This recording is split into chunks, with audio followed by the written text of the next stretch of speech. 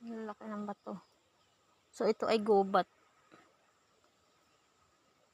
Malalaki ang puno, matataas pala. So may sagingan pa dun. Ito, ano guys, anong hula nyo dito? Ito yung ginagamit namin noon.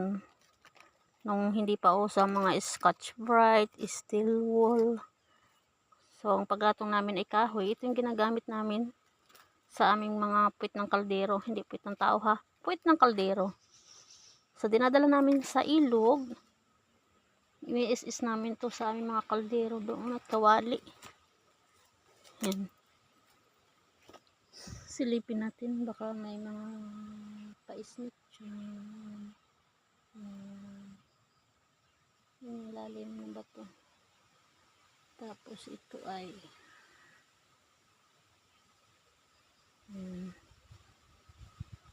so hindi po yan lipa ha. Uwi na ako. Natatakot ako sa mga snake dito. Ahas.